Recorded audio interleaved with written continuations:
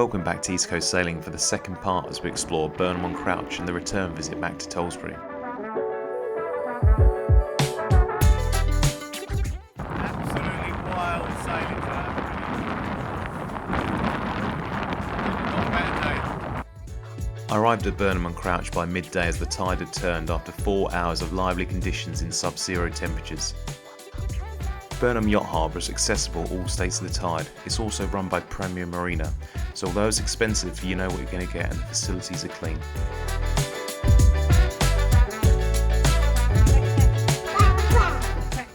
We headed to the marina restaurant called the Swallowtail for a couple of beers and some scampi and chips. We decided to walk off our heavy lunch and enjoy the last of the sun's rays and go and check out the local cinema.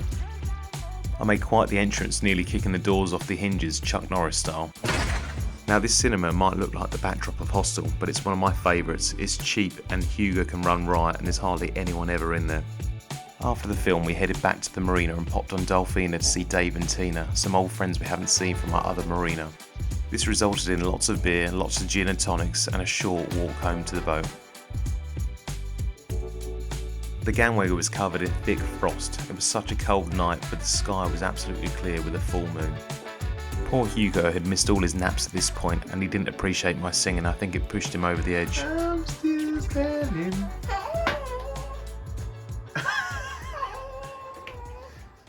It was an early start to the morning and I got ready to leave the dock at 8 o'clock.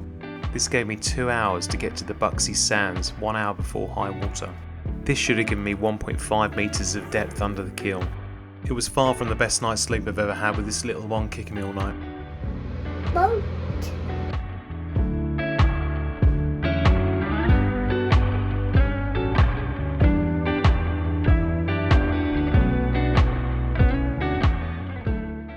Good morning everyone. So it's the next day and we're travelling from Burnham-on-Crouch to Tollesbury. We've got beautiful flat calm, which is complete contrast to yesterday. So I thought while I'm not sailing today, because there's not a lot of wind, I'm just going to do a quick product review. So this is the new Crusader 290 Nm buoyancy vest, which gives about 30 kilograms of flotation. It's got a spray hood, it's got a whistle, it's got an emergency light at night if you went overboard. Now I bought this after trying the Spinlock 6D life jacket, which was a much lighter vest, much more comfortable to wear. But I thought if we're going sailing this time of year, you want something that's going to give you the maximum chance of survival. So I went with this one. Probably get the Spinlock for summer as well as a little treat, but really happy with it. It's got double crotch stirrups as well, so if one fails, you've always got something keeping you up out of the water. The only thing I would improve is I haven't really got a good clip for my VHF. You can see there it's got loads of buckles, it's quite thick, and my other one I just had like almost like a plain seatbelt where you can just clip it over and it sat nicely. So I've had to clip this on just to make sure it doesn't come out when I'm leaning over or doing any lines and things like that.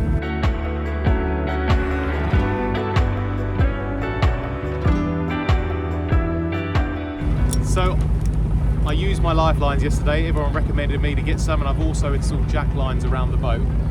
I did find wearing these clipped on all the time that they actually got in the way of quite a few things. I was standing on them, so I don't know if people wear these all the time or if they're just about to get out of the cockpit and they put them on before going around the side of the boat. So leave the comments on what you do in this situation.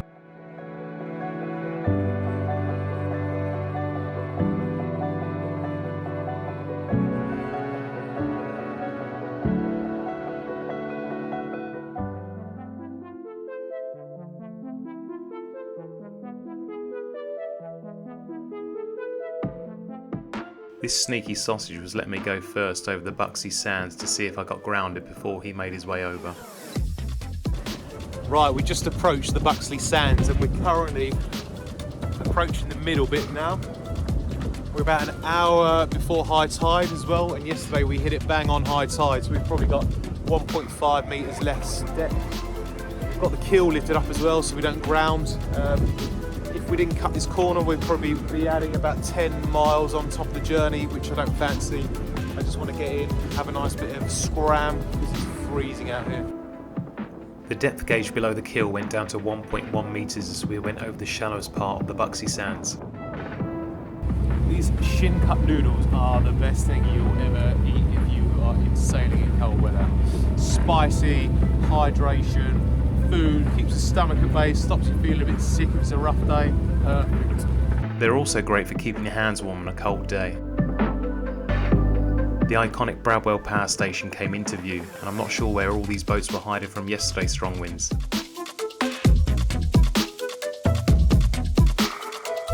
I entered the protection of the Tollesbury Fleet South Channel as we arrived at Tollesbury.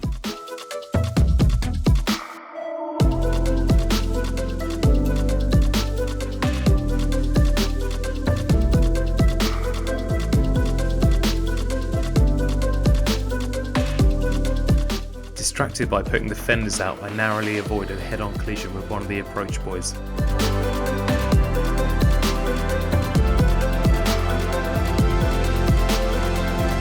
I'm sure everyone has a favourite landmark that signifies the end of a successful trip, and for me it's this red lightship that always lights the way home.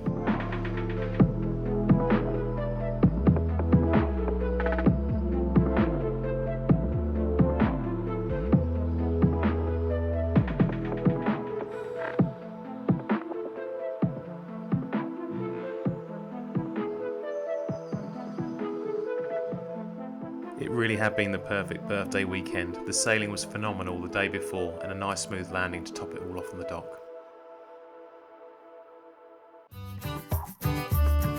Thanks for watching East Coast Sailing, and if you liked today's episode, please hit the like button and subscribe to the channel.